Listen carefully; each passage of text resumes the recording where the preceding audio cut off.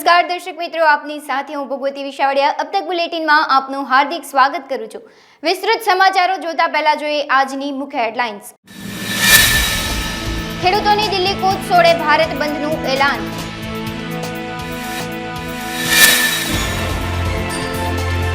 રાજ્યમાં આગામી દિવસોમાં ગરમીની આગાહી। ભારતીય ક્રિકેટ ટીમનું રાજકોટમાં ઠાઠમાઠ સાથે સ્વાગત કરાયું। समाचारों જોઈએ વિસ્તૃતમાં। એસએસપી સ્વામીનાથન પંચની ભલામણો લાગુ કરવા સહિત અન્ય માંગણીઓને લઈને ખેડૂતોની 13 ફેબ્રુઆરીએ દિલ્હી ચલો માર્ચને ધ્યાનમાં રાખીને રાષ્ટ્રીય રાજધાનીના ઉત્તર પૂર્વીય જિલ્લામાં રવિવારે કલમ 144 લાગુ કરવામાં આવી હતી, જે અંતર્ગત મોટી સંખ્યામાં લોકોના એકઠા થવા પર પ્રતિબંધ મૂકવામાં આવ્યો છે। ખેડૂત સંગઠનો દ્વારા આયોજિત દિલ્હી ચલો માર્ચના ભાગરૂપે મંગળવારે ઉત્તર પ્રદેશ, હરિયાણા અને પંજાબના ખેડૂતો મોટી સંખ્યામાં રાષ્ટ્રીય રાજધાની તરફ કૂચ કરે તેવી શક્યતા છે। પોતાની માંગણીઓ પૂરી કરવા માટે અલગ અલગ સંગઠનો 13મી દિલ્હીમાં કૂચ કરવાની જાહેરાત પછી હવે 16 ફેબ્રુઆરીએ ભારત બંધની જાહેરાત કરી છે। હવામાન નિષ્ણાંત અંબાલાલ પટેલની ઠંડી અને કમોસમી વરસાદ હવે ગરમીની આગાહી કરવામાં આવી છે। આગામી 19 થી 24 ફેબ્રુઆરીથી જ ગરમીની શરૂઆત થશે અને ફેબ્રુઆરીમાં મહત્તમ તાપમાન 34 ડિગ્રી ઉપર જશે। આ વર્ષનો ઉનાળુ પાક માટે સાનુકૂળ રહેશે। 4 માર્ચથી ગરમીમાં ઉત્તરોત્તર વધારો થશે અને માર્ચ મહિનામાં મહત્તમ તાપમાન 40 ડિગ્રીની આસપાસ રહેશે। 20 એપ્રિલથી વધુ ગરમી પડશે, જ્યારે 26 એપ્રિલથી મહત્તમ તાપમાન 44 ડિગ્રી પાર જશે। મે મહિનામાં બંગાળની ખાડી અને અરબ સાગરમાં હવાના હળવા દબાણ ઊભા થવાની શક્યતા છે। ભારત અને ઇંગ્લેન્ડ વચ્ચે 5મી મેચની ટેસ્ટ શ્રેણી રમાઈ રહી છે, જેમાં બંને ટીમો એક મેચ જીતીને શ્રેણીમાં ટાઈ થઈ છે। 5 મેચોની ટેસ્ટ શ્રેણીની ત્રીજી મેચ 15 ફેબ્રુઆરીથી રાજકોટમાં રમાવાની છે, ત્યારે ભારતીય ટીમ રાજકોટ ખાતે આવી પહોંચી હતી, જ્યાં તેમનું શાનદાર રીતે સ્વાગત પણ કરાયું હતું। કેપ્ટન રોહિત શર્મા, યશસ્વી જયસ્વાલ તેમજ આર અશ્વિન, સરફરાજ ખાન, રજત પાટીદાર રાજકોટ પહોંચ્યા છે, તો કોચ રાહુલ દ્રવિડ, અક્ષર પટેલ, શુભમન ગિલ પણ રાજકોટ ખાતે પહોંચ્યા હતા। આ ભારતીય ટીમ સૈયાજી હોટલમાં રોકાઈ છે। ભારત ઇંગ્લેન્ડ વચ્ચે 5 ટેસ્ટની શ્રેણી હાલ ચાલી રહી છે, જેમાંથી ત્રીજી ટેસ્ટ મેચ તારીખ 15 થી 19 ફેબ્રુઆરી દરમિયાન રાજકોટ ખાતે ખંડેરી સ્ટેડિયમ ખાતે રમાનાર છે। સુરતમાં પ્રદેશ ભાજપ અધ્યક્ષ સી.આર. પાટીલ અને ગૃહ રાજ્યમંત્રી હર્ષ સંઘવીની ઉપસ્થિતિમાં શ્વેતપત્ર અંતર્ગત પ્રેસ કોન્ફરન્સનું આયોજન કરવામાં આવ્યું હતું। આ પ્રેસ કોન્ફરન્સ દરમિયાન કેન્દ્રીય રાજ્યકક્ષાના રેલવે મંત્રી દર્શના જરદોશ પણ ઇન્ટેરિયમ બજેટ માટે માહિતી ચર્ચા કરાઈ હતી। આ પ્રેસ કોન્ફરન્સમાં રાજ્યકક્ષાના શિક્ષણ મંત્રી પ્રફુલ પાનસુરિયા, મંત્રી મુકેશ પટેલ, શહેર ભાજપ પ્રમુખ, મેયર, સ્ટેન્ડિંગ ચેરમેન સહિતના હોદ્દેદારો ઉપસ્થિત રહ્યા હતા।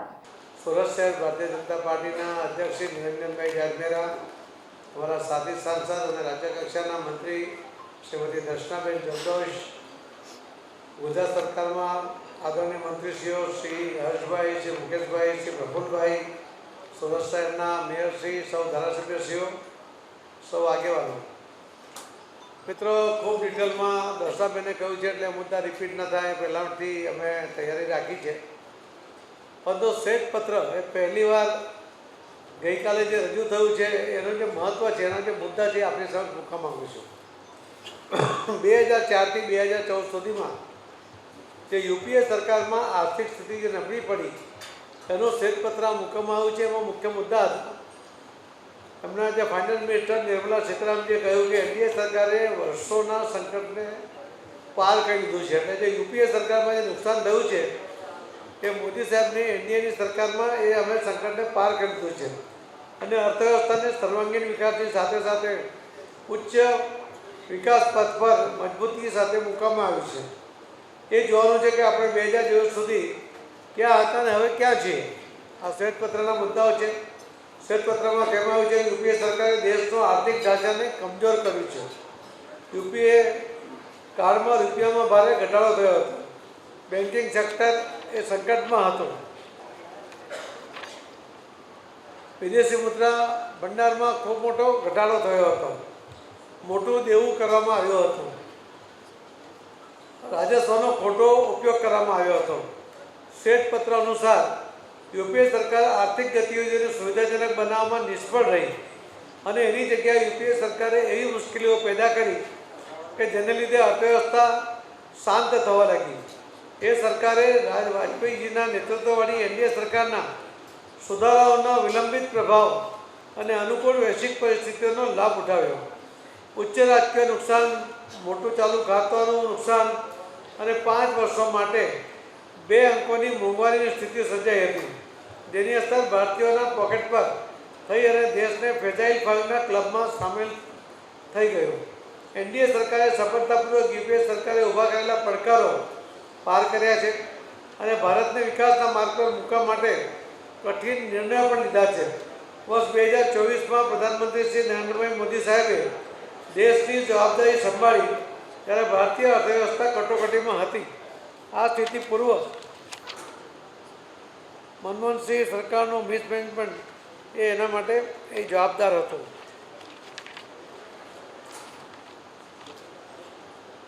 કોંગ્રેસ સરકારમાં હાઈવે બનાવવાની જે ગતિ હતી કે રોજની ફક્ત 12 કિલોમીટર હતી, આખા દેશમાં 12 કિલોમીટર હાઈવે બનતો હતો. મોદી સરકારમાં આ સ્પીડ વધીને 28.3 કિલોમીટર, ડબલથી પણ વધારે થઈ છે અને હમણાં સુધીમાં 2015થી ડિસેમ્બર 2023 સુધીમાં 54.9 હજાર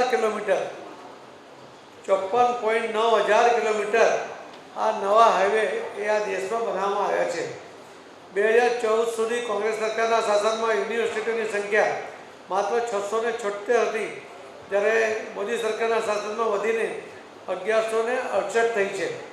2014 સુધી દેશના મેડિકલ સીટોની સંખ્યા માત્ર 51,348 હતી. મોદી સરકારના સમયમાં એ ડબલથી પણ વધુ થઈ ગઈ છે. કોંગ્રેસ સરકાર દરમિયાન ગ્રામીણ વિસ્તારોમાં વીજળીની સરેરાશ ઉપલબ્ધતા માત્ર 12 કલાક હતી, જે મોદી સરકારના સમયમાં આ ઉપલબ્ધતા 20 કલાક કરવામાં આવી છે. મોદી સરકારના શાસનમાં જે વિકાસને કારણે જે વીજળીની જરૂરિયાત વધી, એનો વપરાશ વધ્યો અને છતાં એને પહોંચી વળવામાં સફળતાપૂર્વક 20 કલાકની એવરેજથી લાવી શક્યા, એ ખૂબ મોટી સિદ્ધિ છે. રાજકોટ રાજકુમાર કોલેજ દ્વારા વાંકાનેરના મહારાણા સાહેબ કેસરીસિંહજીનું રાજ્યસભામાં સાંસદ બનવા બદલ રાજકુમાર કોલેજના પ્રમુખ, સંસ્થાના board of trustee, founding house તથા નવા અને ભૂતપૂર્વ વિદ્યાર્થીઓ દ્વારા સન્માન કરવામાં આવ્યું હતું. વાંકાનેરના મહારાણા રાજ સાહેબ કેસરીસિંહજી હાલ સ્થાપક અને રાજકુમાર કોલેજ રાજકોટના ભૂતપૂર્વ વિદ્યાર્થી છે. ભારતની સૌથી જૂની અને પ્રીમિયર રેસિડેન્શિયલ પબ્લિક સ્કૂલમાંની એક છે, જેની સ્થાપના 1870માં થઈ હતી અને છેલ્લા 150 વર્ષોમાં અનેકવિધ સિદ્ધિઓ પણ હાંસલ કરી છે. આ વિશેષ કાર્યક્રમમાં બહોળી સંખ્યામાં જૂના અને નવા રાજકુમાર કોલેજના વિદ્યાર્થીઓ ઉપસ્થિત રહ્યા હતા. રાજકોટ મુકામે ઐતિહાસિક રાજકુમાર કોલેજ રાજવીઓ હસ્તક જે સ્કૂલ સ્થાપન કરવામાં 1870માં આવેલું, એ જૂની ઇમારતના અંદર, જૂના સ્કૂલના અંદર અમે વાંકાનેર રાજ પરિવારના ચોથી પેઢીના પૂર્વ સ્ટુડન્ટ તરીકે આજે જ્યારે રાજ્યસભાના સંસદ તરીકે મારું સન્માન કરવામાં ટ્રસ્ટી મંડળ, founding houses, old boys association અને અમારા બેચમેટ્સ જે બધા હતા એ અને સાથોસાથ સ્કૂલના ફેકલ્ટી અને સ્ટુડન્ટ્સ તરફથી જે સન્માન કરવામાં આવ્યું હતું, એના માટે હું હર્ષની લાગણી અનુભવું છું. ફ્યુચર ઓફ આરકેસી એક ઐતિહાસિક સ્કૂલ રાજકોટ અને સૌરાષ્ટ્ર વિસ્તાર માટે રહી છે. આ સ્કૂલના અંદરમાંથી નોખા વિભાગના અંદર ઉચ્ચ કક્ષા સુધી પહોંચે એવા વ્યક્તિઓ નીકળેલા છે. રાજકીય ક્ષેત્ર હોય કે પછી વ્યવસાયમાં આગળ વધ્યા હોય કે સ્પોર્ટ્સમાં આગળ વધ્યા હોય. સ્પોર્ટ્સમાં પણ આપણે દેશની પ્રતિનિધિ ક્રિકેટ, ખાસ કરીને ક્રિકેટના અંદર ઇન્ટરનેશનલ સ્ટાર્સ પણ આપણે આરકેસીમાંથી નીકળેલા છે. એટલે આરકેસીનું ભૌગોલિક પરિસ્થિતિના પ્રમાણમાં અને જે અત્યારના સ્ટેન્ડર્ડ્સમાં આજના સમયના અંદર ઉચ્ચ કક્ષાનું જ્યારે અહીંયા શિક્ષણ સંસ્થા દ્વારા પ્રાપ્ત કરવામાં આવે છે, ત્યારે ભવિષ્યમાં પણ ચોક્કસ આ સ્ટુડન્ટ્સ અહીંયાથી આગળ વધી અને દેશની ઉન્નતિ અને દેશના પ્રગતિ માટે ચોક્કસ આગળ વધશે.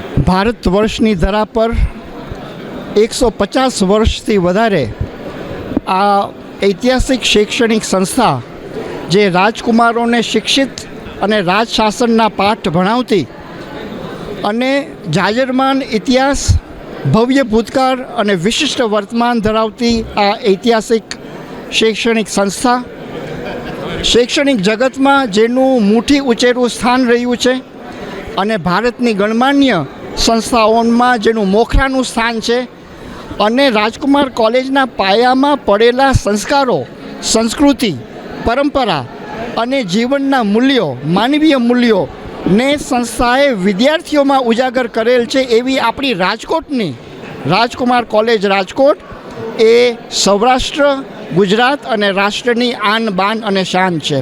રાજવીઓએ નાણાં અને જમીન બંને રાજકુમાર કોલેજના નિર્માણ માટે આપ્યા છે, એનું યોગદાન છે. પરંતુ સૌથી મોટું યોગદાન એ છે કે રાજવીઓએ પ્રજાભિમુખપણાના સંસ્કારો અહીં રાજકુમાર કોલેજમાંથી સિંચ્યા છે.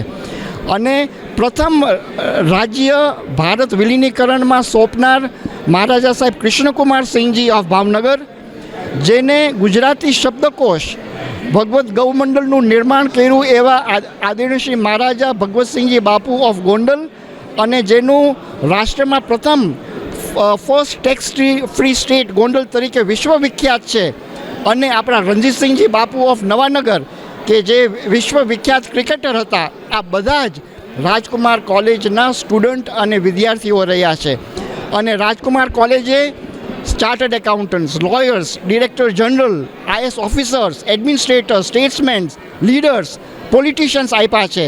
એમાંથી એક વધારે મોરપીચ આજે HH મહારાણા રાજ સાહેબ શ્રી કેસરીસિંહજી ઓફ વાંકાનેર, કે જેઓ રાજ્યસભાના મેમ્બર છે, એ પોતે એ નેશનલ પોલિટિક્સની અંદર એક નામ કરે, એક સારા પાર્લામેન્ટેરિયન બને અને સૌરાષ્ટ્રના પ્રશ્નોની વાચા અને પ્રતિનિધિત્વ એ દિલ્હીમાં કરે, એ હું મારી અભ્યર્થના વ્યક્ત કરું છું. અને એને મોરબીના ટંકારામાં મહર્ષિ દયાનંદ સરસ્વતીની 200મી જન્મજયંતિની ભવ્ય ઉજવણી થઈ રહી છે, જેમાં ગઈકાલે 11 ફેબ્રુઆરી એટલે કે રવિવારે બીજા દિવસે ભારત સરકારના પશુપાલન મંત્રી પરસોત્તમ રૂપાલા ઉપસ્થિત રહ્યા હતા. કરસનજીના આંગણા ખાતે નિર્મિત યજ્ઞશાળામાં મંત્રી પરસોત્તમભાઈ રૂપાલાએ હવનકુંડમાં આહુતિ અર્પણ કરી ભાવ સમર્પણ કર્યું હતું. આ તકે પરસોત્તમ રૂપાલા દ્વારા અહીં ટંકારા ખાતે નિર્માણધીન જ્ઞાન જ્યોતિ તીર્થની વાત પણ કરી હતી. મહર્ષિ દયાનંદ સરસ્વતીજીની 200મી જન્મજયંતિનો દ્વિશતાબ્દી મહોત્સવ એમની જન્મભૂમિ ટંકારાની અંદર ઉજવાઈ રહ્યો છે. સમગ્ર દેશમાં એક ચેતના પ્રગટ કરનાર મહાપુરુષ, અર્વાચીન સમયના વેદોની પુનઃ પ્રતિષ્ઠા કરનારા મહર્ષિ, જેમણે દેશની જનતાને ફરીથી વેદો તરફ વાળવા માટેનો જબરજસ્ત પુરુષાર્થ કર્યો.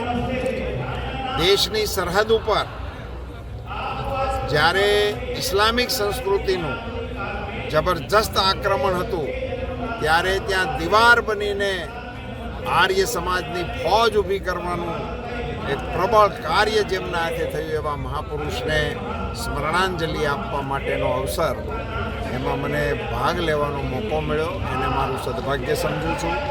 અહીંયા એક સુંદર જ્યોતિર્મઠ નવું સંસ્થાન આકાર લઈ રહ્યું છે, જેના માધ્યમથી ત્યાં વેદ પરંપરા પ્રમાણેની કન્યાઓની ગુરુકુળની સંસ્થા બનવાની છે, નિવાસી સંસ્થા બનવાની છે.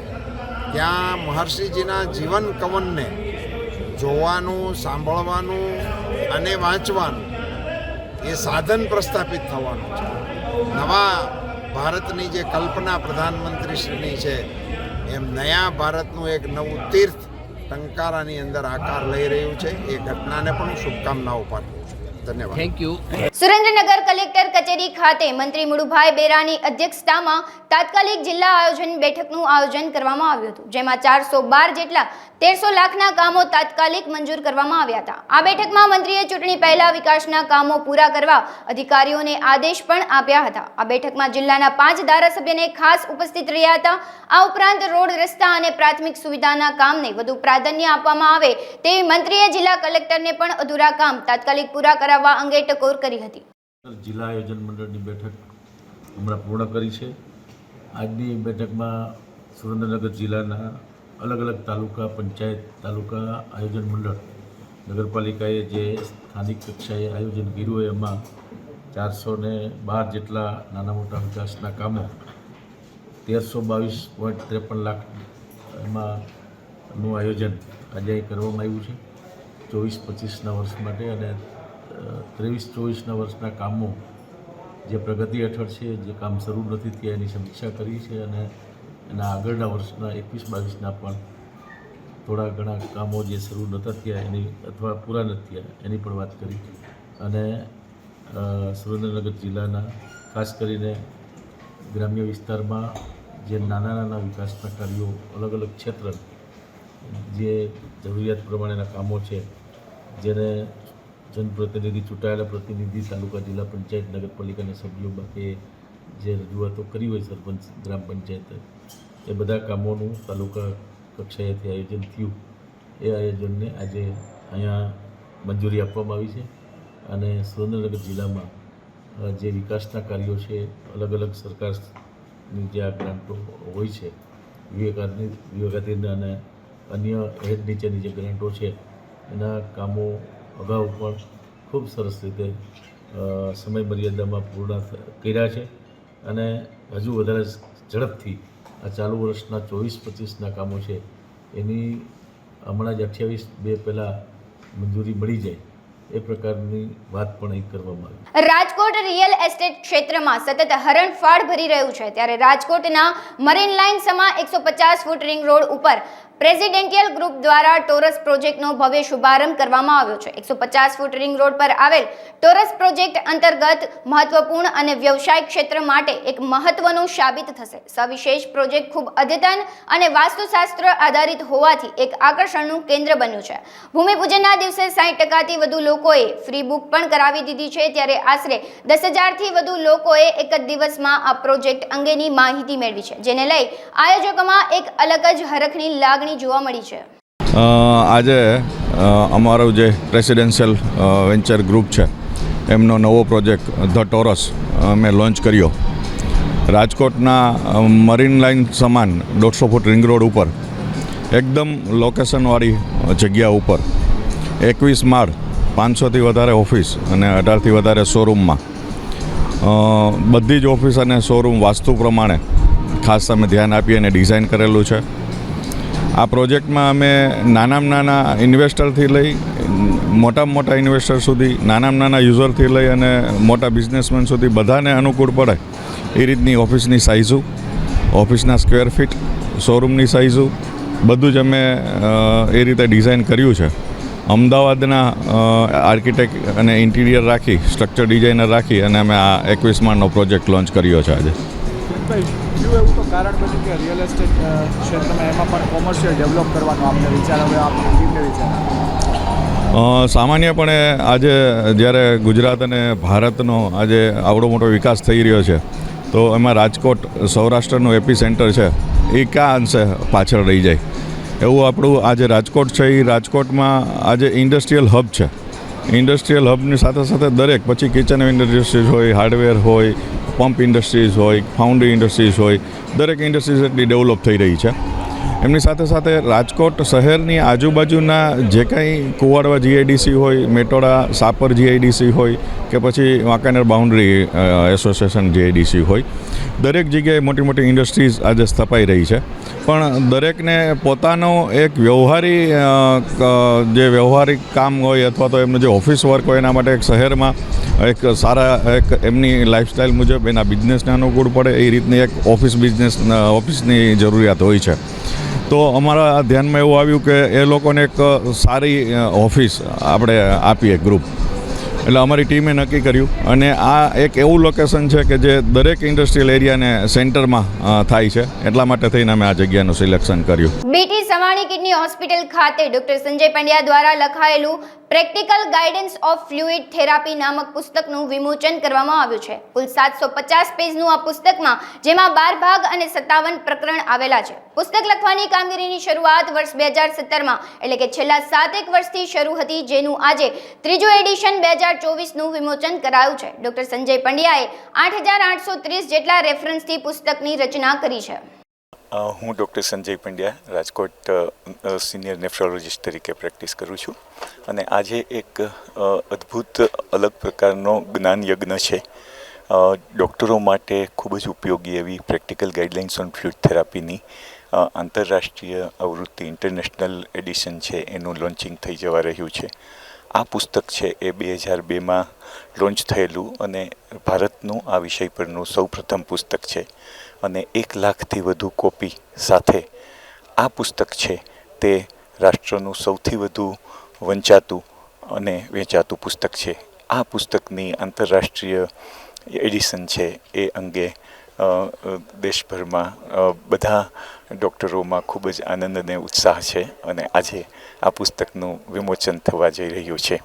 આ પુસ્તકના વિમોચનમાં ગુજરાત IMAના પ્રેસિડેન્ટ ડૉક્ટર ભરત શાહ સાહેબ, ભરત કાકડિયા સાહેબ, સાથે IMA ગુજરાત સ્ટેટના મેહુલ શાહ સાહેબ અને આપણા આર્ય વિદ્યાપીઠના પરમાત્માનંદ સરસ્વતી સ્વામીજી છે, તેમને હાથે આ પુસ્તકનું વિમોચન છે. અન્ય જે ડિગ્નિટરીઝ છે જેમની હાજરીની ઉપસ્થિતિમાં આ પુસ્તકનું વિમોચન થવાનું છે, તેમાં IMA પ્રેસિડેન્ટ ડૉક્ટર પારસ શાહ સાહેબ, સિનિયર સર્જન હેમાણી સાહેબ, સિનિયર ફિઝિશિયન NV શાહ સાહેબ અને સવાણી કિડની હોસ્પિટલના ચેરમેન ડૉક્ટર વિવેક જોશી સાહેબ છે, તેમની હાજરી રહેશે. આ પુસ્તકથી તબીબી સારવારમાં ખૂબ જ લોકોને, દેશ અને વિશ્વભરના લોકોને કઈ રીતે IV ફ્લુઇડ આપવું, કઈ રીતે ઇલેક્ટ્રોલાઇટ્સ મેનેજ કરવા, એને માટે ખૂબ જ સરસ માર્ગદર્શન મળી રહેશે. આ પુસ્તક છે એ ઓનલાઈન પણ ઉપલબ્ધ રહેશે અને એ ઉપરાંત publisher Bhalani medical book house દ્વારા બધા મેડિકલ બુક હાઉસ છે અને મેડિકલ બુક સેલર છે એમના આઉટલેટ પર મળી રહેશે. આ જે સાયન્સ છે એ સાયન્સ કઈ રીતે IV ફ્લુઇડ આપવું, વિદ્યાર્થીઓને પોતાના દર્દીઓની સારવાર કઈ રીતે કરવી, સાયન્ટિફિક સારવાર, યોગ્ય સારવાર, એ અંગે માર્ગદર્શન આપતું પુસ્તક છે. સુરેન્દ્રનગરના ધાંગધ્રા ખાતે ધાંગધ્રા અમદાવાદ રૂટની બસ સમયસર ન મળતા પરીક્ષા દેવા જતા વિદ્યાર્થીઓએ હોબાળો કર્યો હતો. ધાંગધ્રા અમદાવાદ સવારે 5:45 વાગે ઉપડતી બસ 6:30 સુધી ન આવતા પરીક્ષા દેવા જતા વિદ્યાર્થીઓમાં ભારે રોષ જોવા મળ્યો હતો. આ અંગે વિદ્યાર્થીઓએ ડેપો મેનેજરને ફોન કરતા ડેપો મેનેજરે ફોન ઉપાડ્યો ન હતો. વિદ્યાર્થીઓ અને મુસાફરોએ પૂછપરછ બારીએ રજૂઆત કરતા ત્યાંથી પણ યોગ્ય જવાબ ન મળ્યો હતો, જેને લઈ બસ સ્ટેન્ડમાં વિદ્યાર્થીઓએ હોબાળો મચાવ્યો હતો. ધાંગધ્રા અમદાવાદની બસ 5:45 છે, હજી આવી નથી અને લેટ થઈ ગઈ છે. અમારે એક્ઝામ છે, અમે એક્ઝામ સેન્ટરે 5 મિનિટ મોડું થાય કે 1 મિનિટ લેટ થાય તો બી અમને અંદર જવા દેતા નથી કે અમને આગળ આવવા દેતા નથી. હજી બસ આવી નથી, અમારે કરવું શું? રજૂઆત કરવા છતાં પણ હજી આવે એવા વાયદા આપે છે. બરાબર, રિઝર્વેશન કરેલું છે. રિઝર્વેશન કરવાનો મતલબ શું છે? રિઝર્વેશન કર્યું હશે એનો કંઈ હશે તો કરીને. ફોન કરવા છતાં એમ કહે છે કે તમને ડ્રાઈવરનું સેટિંગ કરી આપી, એમ કે ડ્રાઈવર અવેલેબલ નથી એમના ડેપોમાં. સાબરકાંઠાના સાપરડા જિલ્લા પ્રાથમિક શિક્ષણ સંઘના હોદ્દેદારો માટે ચૂંટણી યોજાઈ હતી, જેનું પરિણામ જાહેર થયું હતું, જેમાં પ્રમુખ પદ માટે વિનયકુમાર પટેલ અને મહામંત્રી પદે સુરેશ પટેલનો વિજય થયો હતો. જિલ્લાની અલગ અલગ પ્રાથમિક શાળાઓમાં ફરજ બજાવતા 6181 શિક્ષકોએ પ્રમુખ પદ, મહામંત્રી પદ, સહમંત્રી પદ, ઉપપ્રમુખ પદ સહિતના અલગ અલગ હોદ્દાઓ માટે મતદાન કર્યું હતું, જેમાં પ્રમુખ પદ માટે 3 ઉમેદવારોએ ઉમેદવારી નોંધાવી હતી, જે પૈકીના વિનયકુમાર જયંતિલાલ પટેલનો વિજય થયો હતો. આ સાથે મહામંત્રી પદ પર 2 ઉમેદવારોએ ઉમેદવારી નોંધાવી હતી, જે પૈકીના સુરેશભાઈ પટેલનો વિજય થયો હતો. એટલું જ નહીં, પરંતુ સહમંત્રી માટે 3 ઉમેદવારોએ ઉમેદવારી નોંધાવી હતી અને વિજેતા ઉમેદવારોએ સરઘસ કાઢી ભવ્ય ઉજવણી કરી હતી. આજરોજ સાબરકાંઠા જિલ્લા પ્રાથમિક શિક્ષક સંઘની નવા હોદ્દેદારોની ચૂંટણી માટે કુલ 4 હોદ્દા માટે કુલ 11 ઉમેદવારો મેદાનમાં હતા. એમાંથી 4 ઉમેદવારો, પ્રમુખના 1 ઉમેદવાર, મહામંત્રીના 1 ઉમેદવાર, ઉપપ્રમુખમાં 1 ઉમેદવાર અને સહમંત્રીના 1 ઉમેદવાર આજરોજ ચૂંટાયા છે. કુલ 5870નું મતદાન હતું. તેમાંથી પ્રમુખ તરીકે વિનયકુમાર જયંતિભાઈ પટેલ, કેશરપુરા પ્રાથમિક શાળા, તેમજ મહામંત્રી તરીકે સુરેશકુમાર વિઠ્ઠલભાઈ પટેલ, સ્ટેશન શાળા ખેડબ્રહ્મા, અને મનોજકુમાર ગામેતી, વિજયનગર કોડિયાવાડા CRC, તેમજ સહમંત્રી તરીકે પિનલકુમાર અતુલભાઈ પટેલ ભારે રસાકસી બાદ આજની ચૂંટણીમાં ચૂંટાયેલા જાહેર કરેલી. જિલ્લાના શિક્ષકોએ ખૂબ ઉત્સાહથી 95% જેટલું મતદાન કર્યું હતું અને લોકશાહીના આ પર્વને ખૂબ સારી રીતે ઉજવ્યું હતું અને નવીન હોદ્દેદારોને અમને ચૂંટી કાઢ્યા છે. નવીન વરાયેલા સર્વે હોદ્દેદારોને ચૂંટણી પંચ વતી હું હાર્દિક શુભકામનાઓ પાઠવું. કેશોદના વેરાવળ રોડ પર ખાનગી શાળામાં જિલ્લા ઉચ્ચતર માધ્યમિક શિક્ષણ સંઘની બેઠક મળી હતી, જેમાં સમગ્ર જિલ્લાના ઉચ્ચતર માધ્યમિક શાળાના શિક્ષકો ઉપરાંત સંતો, રાજકીય પદાધિકારીઓ ઉપસ્થિત રહ્યા હતા. જિલ્લા ઉચ્ચતર માધ્યમિક શિક્ષણ સંઘની બેઠકનો પ્રારંભ કરવામાં આવ્યો હતો. શાળાના બાળાઓ દ્વારા સ્વાગત ગીત અને મંચસ્થ મહાનુભાવોનું સ્વાગત સન્માન પણ કરાયું હતું. જિલ્લાના વયમર્યાદાને કારણે નિવૃત્ત થતા શિક્ષણના શિક્ષકોનું સન્માન કરવામાં અને વિદાયમાન પણ આપવામાં આવ્યું હતું. રાજ્ય સરકાર દ્વારા શૈક્ષણિક ક્ષેત્રે શિક્ષણને ભાર વિનાનું ભણતર બનાવવા શિક્ષણ નીતિમાં પણ કરેલા સુધારા વધારાની ચર્ચા કરવામાં આવી હતી. માધ્યમિક શાળાના જુદા જુદા વિસ્તારમાંથી શિક્ષકો બોડી સંખ્યામાં ઉપસ્થિત રહ્યા હતા. હું વેજાભાઈ પીઠિયા, પ્રમુખ શ્રી ઉચ્ચતર માધ્યમિક જુનાગઢ. આજ રોજ અહીંયા કેશોદ મુકામે જુનાગઢ જિલ્લાના ઉચ્ચતર માધ્યમિકના તમામ શિક્ષક મિત્રો છે એનું એક અધિવેશન ગોઠવવામાં આવ્યું છે. અહીંયા આજે તમામ શિક્ષક મિત્રો હાજર છે. આ અધિવેશનનો હેતુ એવો છે કે તમામ જે શિક્ષકો છે એ નવી શિક્ષણની તરાહો છે, શિક્ષણની તરાહોથી વાકેફ થાય, પોતાને રીતે અપડેટ થાય, નવું જે શિક્ષણ છે એના શિક્ષણ નીતિ છે એ શિક્ષણ નીતિથી વાકેફ થાય તેના માટેનો કાર્યક્રમ છે. સાથે સાથે અમારે જે સંગઠન છે એ સંગઠન વધુ મજબૂત થાય, અમારી રજૂઆતો છે એ પણ એકબીજાને સમજાવી શકીએ, કરેલા કાર્યો છે એ સમજાવી શકીએ અને વિદ્યાર્થી સુધી આપણે કેવી રીતે શિક્ષણ સરળીકરણ કરીને લઈ જઈ શકીએ તેના માટેનો પ્રોગ્રામ છે. આજે આ પ્રોગ્રામની અંદર માનનીય ધારાસભ્ય શ્રી ઉપસ્થિત રહ્યા છે. સાથે અમારા રાજ્યમાંથી મહામંત્રી શ્રી સુનિલભાઈ, પ્રિયવર્ધનભાઈ કોરાટ બોર્ડ મેમ્બર છે અને એ જિલ્લા શિક્ષણ અધિકારી શ્રી જલ્પાબેન કેળા, અમારા તમામ સંગઠનના મિત્રો મળી અને જે આખા જિલ્લામાંથી છે છેલ્લા 4 વર્ષમાં શિક્ષકો ભાઈ બહેનો નિવૃત્ત થયા છે, એ નિવૃત્ત થયા છે તો 3 દાયકા કરેલું કામનો અમારે આજે એને અહીંયા સન્માન કરવાનો પ્રોગ્રામ રાખવામાં આવ્યો છે. ગીર સોમનાથના વેરાવળમાં અંધ અપંગ સર્વોદય મંડળ રાજકોટ સંચાલિત અંધ અપંગ કલ્યાણ કેન્દ્ર દ્વારા પ્રજ્ઞાચક્ષુ બહેનોના કૌશલ્યને ઉજાગર કરવા ઓપન ગુજરાત સ્વાદ મહોત્સવ 2024નું ભવ્ય આયોજન કરવામાં આવ્યું હતું, જેમાં ગુજરાતભરમાંથી પ્રજ્ઞાચક્ષુ બહેનોએ હાજરી આપી હતી, જેમાં વિવિધ પ્રકારની વાનગીઓ બનાવી હતી અને આ કાર્યક્રમમાં ગુજરાત પ્રદેશ ભાજપ મંત્રી ઝવેરીભાઈ ઠકરાર, ચીફ ઓફિસર ડુંડિયા, પાલિકા પ્રમુખ પલ્લવીબેન જાની, લોહાણા સમાજ પ્રમુખ વિક્રમભાઈ તન્ના, પૂર્વ ધારાસભ્ય ગોવિંદભાઈ પરમાર સહિત સામાજિક તેમજ રાજકીય અગ્રણીઓ બોડી સંખ્યામાં ઉપસ્થિત રહ્યા હતા. હું ભીખુભા સિસોદિયા, અંધ સર્વોદય મંડળ રાજકોટ સંચાલિત અંધ અપંગ કલ્યાણ કેન્દ્ર વેરાવળ એમાં મંત્રી તરીકે કામ કરું છું. છેલ્લા 2 વર્ષથી વેરાવળ ખાતે અમારી આ સંસ્થા કાર્યશીલ છે, જેમાં અંધ દીકરા દીકરીઓ રહેવાનું, જમવાનું એ બધું નિઃશુલ્ક પ્રાપ્ત કરે છે, જેમાં એમને રસોઈ, કોમ્પ્યુટર, મ્યુઝિક જેવી અલગ અલગ વસ્તુઓમાં નિષ્ણાત બનાવવામાં આવે છે અને એમાંના ભાગ સ્વરૂપી આજે સ્વાદ ઉત્સવ કાર્યક્રમ રાખ્યો છે. લોકો એવું માને છે કે અંધ મહિલાથી આ બધી વસ્તુ અશક્ય છે, પણ અમે એવું માનીએ છીએ કે nothing impossible world in my dictionary.